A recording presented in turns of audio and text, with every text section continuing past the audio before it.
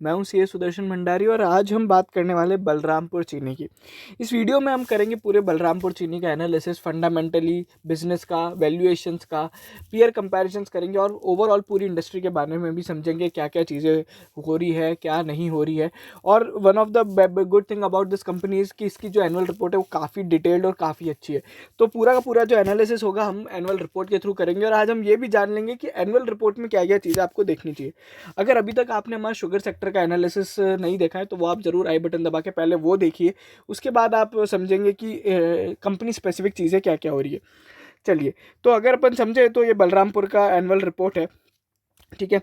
तो बेसिकली अगर आप देखोगे तो ये एनुअल रिपोर्ट में सबसे पहले यहाँ पे जो बात लिखी हुई है कि transforming into an energy company. अब why they are telling it is an energy company, because अब क्या है, इथेनॉल, पहले पावर भी जनरेट करते थे और अब इथेनॉल, ठीक है। ये दो चीज़ें हैं जो आपका यहाँ पे एनर्जी सेक्टर के अंदर आ चुका है, ठीक है। दूसरा, उसके बाद क्या होता है कि शुगर केन से बहुत सारे अदर बायो एनर्जी के इंग्रेडिएंट्स भी निकलते हैं जिसको अभी तक एक्सप्लोर नहीं किया। अपन ने शुगर सेक्टर के एनालिसिस में देखा था कैसे बायोगैस वगैरह भी शुगर केन से निकलती है ब्राज़ील के अंदर, जो अभी तक इंडिया में एक्सप्लोर नहीं है, ठीक है। तो इसलिए यहाँ पे ये सारी चीज़ें लिखी हुई है। Sugar company to an energy organization, one of the largest integrated company है, हेडक्वार्टर्ड इन कोलकाता, ठीक है। इनके जो मेन सिंपल जो बिजनेसेस हैं उसमें 3 सेगमेंट्स आते हैं: शुगर, इथेनॉल, पावर और एग्रीकल्चर फर्टिलाइजर्स, ठीक है। तो इसकी बात हो गई। उसके बाद इनकी जो क्रेडिट रेटिंग है वो यहाँ पे AA और A1+ की है। The good thing about the Balrampur चीनी की ये फिनेंशियली सबसे स्ट्रॉन्ग कंपनी है शुगर सेक्टर के अंदर। इनका डेट टू इक्विटी भी सबसे कम है और इतना हाईली कैश जनरेटिंग बिजनेस है इनका कि ये बार बार बायबैक और डिविडेंड्स वगैरह भी करते आए हैं। उसके बाद अगर अपन देखें तो यहाँ पे अभी ये बेसिकली जो टेबल है ना, ये क्या बता रही है, बेसिकली ये शुगर केन लेते हैं और क्या बनाते हैं, शुगर बनाते हैं, ठीक है। उसके बाद अगर अपन देखेंगे तो इनका जो डाउनस्ट्रीम यूटिलाइजेशन वगैरह है, तो यहाँ पे इथेनॉल के अंदर भी ये लोग मोलेसेस से इथेनॉल बनाते हैं और जो अपना बेसिकली पावर है वो बायोगैस से बनाते हैं। आप इथेनॉल का और पूरे शुगर सेक्टर का मैं आपको एक बार ओवरव्यू भी दे दूंगा कैसे प्रोसेस बनता है। अच्छा, कुछ हाईलाइटेड नंबर्स है, 10 शुगर यूनिट्स है इनकी, सारी की सारी यूपी में सिचुएटेड है, जहाँ से सबसे ज़्यादा बेसिकली ना ऑपरेटिंग नंबर ऑफ डेज जो होते हैं किसी भी शुगर प्लांट के, तो वो यूपी में सबसे ज़्यादा होते हैं। इनके 4 डिस्टिलरी प्लांट है, 5th इनका अंडर इंप्लीमेंटेशन है। 4 डिस्टिलरी प्लांट्स मतलब इथेनॉल के प्लांट्स, 8 इनके को जनरेशन यूनिट्स हैं जिसमें से 2 अंडर इंप्लीमेंटेशन है। अगर आप समझे तो को generation unit basically power generation वाले। उसके बाद अगर अपन देखें तो इनकी जो कैपेसिटी है 76500 टन्स पर डे की कैपेसिटी है। क्रशिंग जो कैपेसिटी होती है 76,500 टन्स की इनकी क्रशिंग कैपेसिटी है। उसके बाद अगर KLPD जो बेसिकली इथेनॉल की कैपेसिटी है 840 से अब ये तो बढ़ के 1160 कुछ हो गया इनका जो टोटल अभी जो अनाउंस कर दिया इन्हें डिस्टिलरी कैपेसिटी। तो बेसिकली कंपनी अपना इथेनॉल का कैपेसिटी डबल कर रही है। उसके बाद यहाँ पे पावर जनरेशन की बात की गई है। उसके बाद अगर अपन देखें सस्टेनेबिलिटी, यहाँ पे जो कंपनी ने कमेंट किया है, इसकी एक अच्छी बात है कि पिछले 18 साल 20 साल में से 18 साल तक यहाँ पे प्रॉफिटेबल रही है और last 10 years out of 10 years company profitable रही है। उसके बाद अगर अपन देखें तो one of the first business company थी ये जिसने अपना शुगर केन से यहाँ पे इथेनॉल का बिजनेस स्टार्ट किया था और इन लोग ने बहुत सारे एक्विजिशन किए, बहुत सारी लॉस मेकिंग कंपनीज को खरीद के इन्होंने अपना ये सारा काम किया है, ठीक है। उसके बाद मैंने बताया कि बायबैक एक इंपॉर्टेंट इवेंट है जो इस तरह के सेक्टर में नहीं देखा जा सकता, जो कि बहुत ज़्यादा कैश, एक तो कैश रिच बिजनेस नहीं होता इनका और दूसरा वर्किंग कैपिटल डेज बहुत ज़्यादा होते हैं, हाई डेट होती है, हाई बेसिकली लिक्विडिटी इश्यूज होते हैं। वो कंपनी अगर 4 बायबैक कर पाती है कुछ लास्ट 4 सालों के अंदर इनने जो किया है तो बहुत बड़ी बात होती है। उसके बाद अगर आप ये इस तरीके से रिपोर्ट में आगे चलते जाएंगे तो ये इनका जर्नी है, ये बेसिकली कहाँ से स्टार्ट किया था वो सारी चीज़ें। तो बेसिकली अगर आप देखोगे तो एक्विजिशन 2 एक्विजिशन किए, फिर उन लोग ने क्या किया, बेसिकली अदर जो ग्रीनफील्ड शुगर प्लांट भी इन्होंने चालू किया, उसके बाद और भी थोड़े बहुत एक्विजिशंस किए, ठीक है। फिर यहाँ पे अगर अपन देखें सेकंड फेज के अंदर इन्होंने धामपुर से भी एक बेसिकली है ना शुगर मिल खरीदा, ठीक है। फिर यहाँ पे अगर आप देखोगे तो इन लोग ने अपने डिस्टिलरीज पे काम किया और अगर मैं आपको पूरी इनकी जो जर्नी बताऊँ ना, इन लोग ने 2014 से लेके, अगर आप देखोगे 2008 से लेके 2014 तक कोई भी डिस्टिलरी के अंदर है ना कोई भी एक्सपेंशन नहीं किया था। 2015 में सबसे पहले इन लोग ने डिस्टिलरी का एक्सपेंशन वगैरह सोचा था, उस बिजनेस को स्टार्ट किया था। बेसिकली तब क्यों किया था, क्योंकि तब है ना गवर्नमेंट ने एक बार बोल दिया था बीच में कि है ना इथेनॉल भी अब आप ब्लेंड कर सकते हो पेट्रोल के साथ, बट मैंडेटरी ब्लेंडिंग नहीं थी। तो तब से इन्होंने सोचा और अब वो इसलिए सोच रहे हैं क्योंकि सरकार की पॉलिसीज बदल गई है, अब वो मैंडेटरी हो चुका है। उसके अलावा अगर अपन देखें शुगर की रिकवरी, अच्छा शुगर रिकवरी क्या होता है, बहुत इंपॉर्टेंट है। इसका जो शुगर रिकवरी का परसेंटेज है वो करीबन 11% के आसपास आता है। 11% का शुगर रिकवरी का मतलब क्या होता है, मैंने अगर 1 टन गन्ना डाला तो उससे मेरा कितना यहाँ पे बेसिकली शुगर बनता है, तो अगर आप रेशो पकड़ लो तो 11% बनता है, मतलब 110 केजी यहाँ पे मेरा शुगर बनता है। ये एक आइडियल रेशो होता है, 10 से 11% होना चाहिए, जिसका जितना ज़्यादा रिकवरी परसेंटेज होगा वो कंपनी उतनी ज़्यादा प्रॉफिटेबल होगी। और one of the highest EBITDA और प्रॉफिटेबल और रेवेन्यू वाली कंपनी है ये, जो बेसिकली बलरामपुर है। इसका पैट और एबिटा में कोई मुकाबला नहीं है किसी और कंपनी के साथ। तो एक बार अपन शुगर सेक्टर का बेसिकली वो समझ लेते हैं, बेसिकली उनका वैल्यू चेन क्या होता है। सबसे पहले आपको शुगर केन आता है, ठीक है। शुगर केन से आपका बनता है शुगर। अब इस प्रोसेस में है ना 2-3 चीज़ें निकलती है। इसमें 2-3 चीज़ें जो निकलती है वो होता है, एक तो बैगैस होता है, ठीक है, और एक होता है आपका मोलासेस, ठीक है।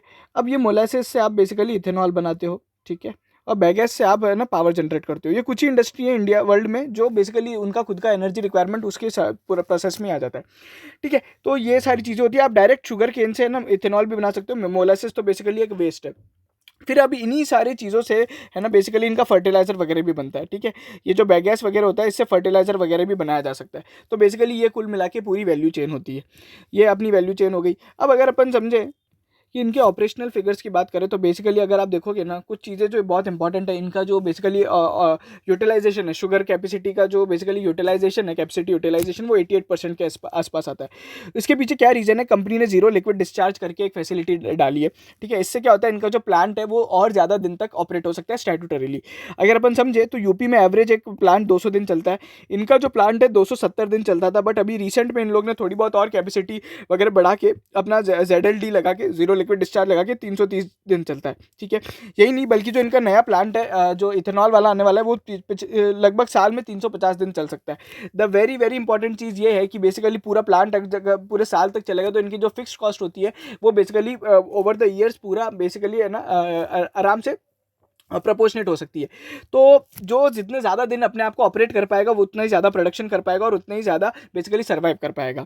उसके बाद अगर अपन देखें नंबर ऑफ प्लांट्स और ये जो इनकी जर्नी है वो आप देख सकते हो कैसे पहले एक प्रोडक्ट बनाती थी, आज 3 प्रोडक्ट है, ठीक है। को जनरेशन यूनिट्स में मैं एक इंपॉर्टेंट बात बताना चाहूँगा। अभी यूपी इलेक्शंस खत्म हुए हैं और अभी बात चल रही है कि यूपी के अंदर पावर की जो प्राइसेस है, टैरिफ है, वो बढ़ा दिया जाएगा। तो वो एक इंपॉर्टेंट हो जाएगा क्योंकि जहाँ इनको 2-3 रुपये मिलते हैं वहाँ पर अगर 1 रुपये का भी टैरिफ बढ़ता है तो इनके लिए बहुत इंपॉर्टेंट बात हो जाती है, ठीक है। एम्प्लॉयज और डिस्टिलरी कैपेसिटी मैंने आपको बताई दी थी, 2021 तक 520 थी और ये नेक्स्ट ईयर तक बेसिकली जो 2023 तक ये डबल हो जाएगी।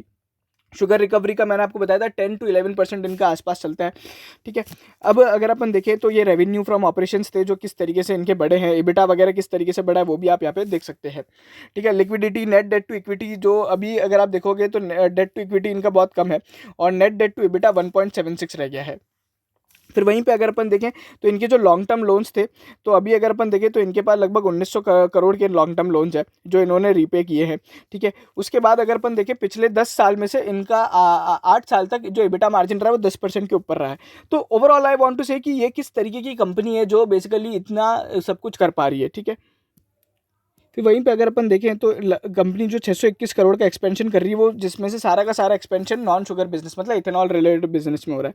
कंपनी का लास्ट ईयर जो रेवेन्यू को बेसिकली वो था अगर अपन देखें revenue contribution of ethanol in the revenue वो अभी 14% था और वही जो कंपनी का प्लान है कि इसको आने वाले सालों में 30% ले जाना है बिकॉज ऑफ जो न्यू कैपेसिटी एक्सपेंशन हो रहा है। उसके बाद अगर अपन देखें तो बेसिकली अब यहाँ पे कंपनी ने सरकार की पॉलिसी वगैरह पे बात करी है, ठीक है। तो पॉलिसी 2014 के बाद बहुत ज़्यादा चेंज हो गई थी, तो उसके बाद इन लोग ने अपना बेसिकली है ना एक्सपेंशन स्टार्ट किया इस साल के अंदर। इनकी जो वर्किंग कैपिटल है जहाँ 1500 करोड़ की वर्किंग कैपिटल थी वो सीधा अब आके 800 करोड़ पे आके रिड्यूस हो गई है। तो इनके वर्किंग कैपिटल और सारे जो नंबर ऑफ डेज है अगर आप कैश कन्वर्जन डेज मानो या फिर इन्वेंट्री डेज मानो वो भी इनके कम हो गए।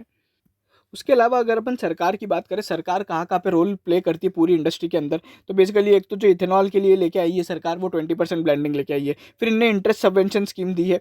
फिर एक इनने ना ट्रिप्लीकेट एग्रीमेंट साइन किया है। ट्रिप्लीकेट एग्रीमेंट में के अंदर क्या होता है, इथेनॉल, ऑयल कंपनीज और बेसिकली बैंक के बीच में एक एग्रीमेंट होगा। आप इथेनॉल का प्लांट लगाओ, ठीक है, ऑयल कंपनियों को बेचो, वो जो पैसा आएगा वो बैंक लोन के उसे चुका दिया जाएगा और बैंक आपको पैसा देगा बेसिकली इसके लिए, इथेनॉल की कैपेसिटी के लिए।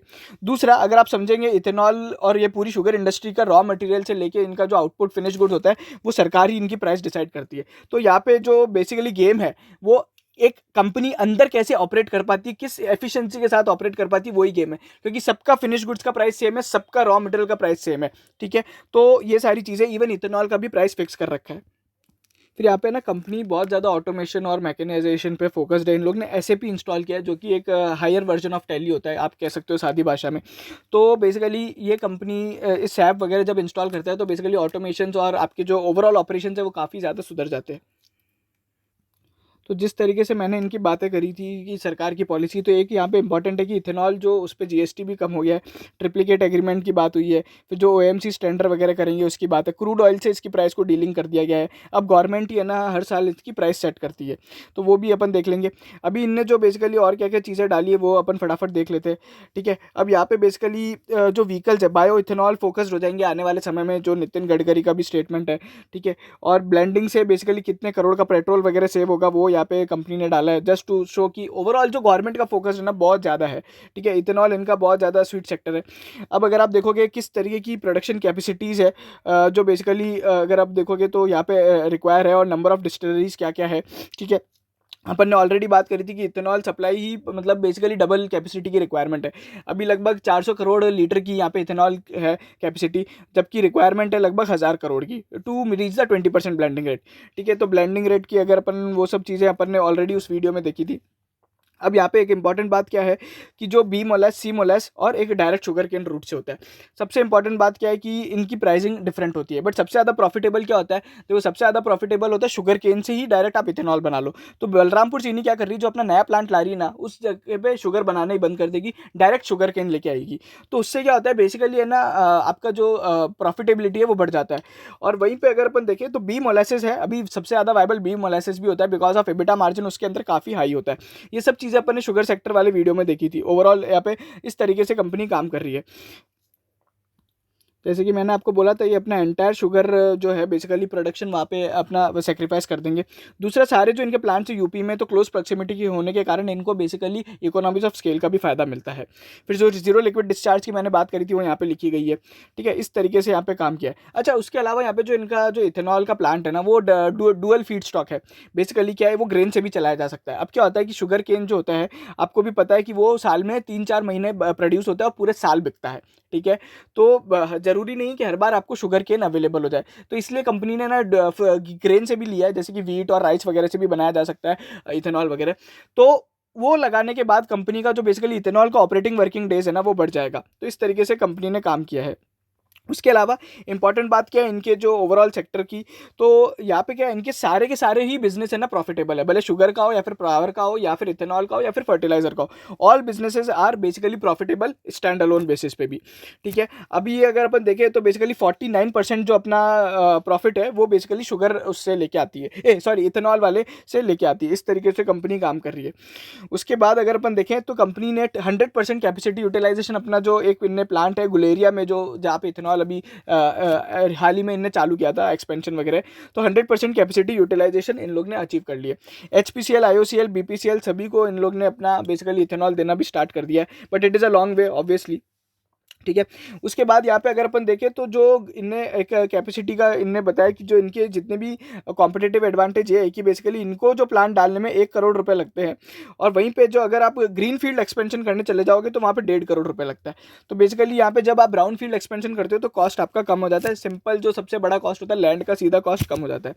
ओवरऑल यहाँ पे जो मार्केट शेयर बहुत ज़्यादा है, जैसे कि मैंने आपको बताया 400-450 करोड़ लीटर अपने पास है, 1000 करोड़ की इनकी ओवरऑल कैपेसिटी है। तो फाइनेंशियल हाइलाइट्स अगर आप देखोगे तो अभी भी ये 2016-17 का एबिटा अचीव नहीं कर पाए। उसके पीछे रीज़न क्या था, 2016-17 में एबिटा हाई क्यों था? बेसिकली एबिटा इसलिए हाई था क्योंकि उस टाइम भी बिल्कुल वही चीज़ हुई थी जो अभी हो रही है। शुगर के प्राइस एकदम से बढ़ गए थे और वहाँ पे ब्राज़ील और जो बेसिकली थाईलैंड है वहाँ पे बेसिकली ड्रॉट आ गया था। तो उसके कारण शुगर के प्राइस बढ़ गए और वर्ल्ड में शुगर का डेफिशिएट क्रिएट हो गया था। तो इसलिए एकदम से प्राइस बढ़ गए और अभी भी वही हो रहा है, ठीक है। बट अभी एक अच्छी बात क्या है कि इथेनॉल के आने से इनकी जो बिजनेस वोलेटिलिटी है, साइक्लिकलिटी है, वो खत्म हो जाएगी। Interest coverage ratio, gearing ratio इनका 0.14 है जो कि डेट टू इक्विटी है।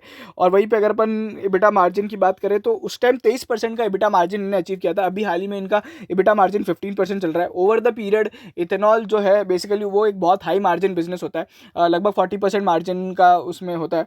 और वहीं पर अगर अपन देखें जो अपना शुगर वाला बिजनेस है उसमें 10% के आसपास का मार्जिन आता है, और जो अपना पावर वाला बिजनेस है उसके अंदर 20% का मार्जिन आता है। तो इस तरीके से कंपनियां काम करती है। ये ओवरऑल इनकी कैपेसिटी यूटिलाइजेशन है। एक इंपॉर्टेंट चीज़ मैं आपको हमेशा बताना चाहूँगा कि आपका जो बेसिकली रेशो होना चाहिए ना, 1 टन 1 टन से आप 70 लीटर बना सकते हो, ठीक है। तो अगर आप यहाँ पे देखोगे तो जो इनका नया कैपेसिटी यूटिलाइजेशन है जो यहाँ पे मिर्ज़ापुर में आने वाला है, ठीक है, वहाँ पे अगर अपन देखेंगे तो बेसिकली जो 330 कुछ का ये लोग कैपेसिटी एक्सपेंशन कर रहे हैं। तो आप उससे भी कैलकुलेट कर सकते हो कि क्या इनके पास इतनी शुगर केन फैसिलिटी है, इतनी कैपेसिटी है कि ये इतना डिस्टिलरी हैंडल कर पाए, ठीक है। तो वो भी आप बेसिकली देख सकते हो, तो टू अंडरस्टैंड ओवरऑल थिंग्स।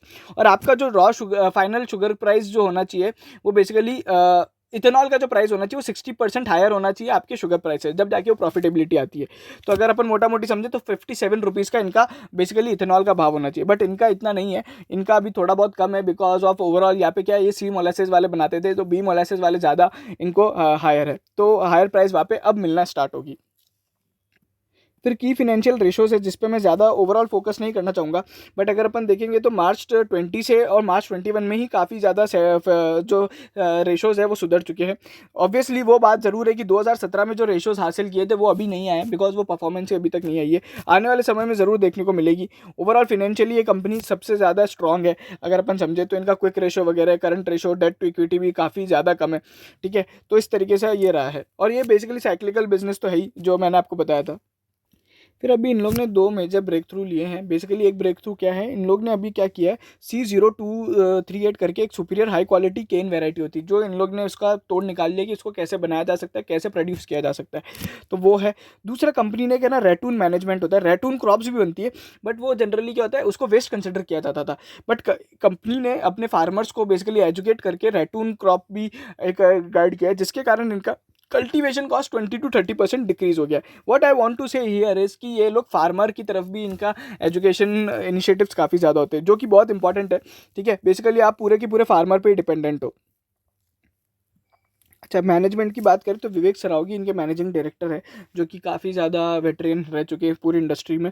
तो ओवरऑल मैनेजमेंट भी ठीक ठाक है, इसमें ज़्यादा कोई प्रॉब्लम नहीं है। इनके रिलेटेड पार्टी ट्रांजैक्शंस भी बहुत कम है, ठीक है, और ज़्यादा इनकी ग्रुप ऑफ होल्डिंग्स भी नहीं है, 2-3 ही रिलेटेड सब्सिडरी कंपनीज है, तो उसमें ज़्यादा इतना प्रॉब्लम है भी नहीं।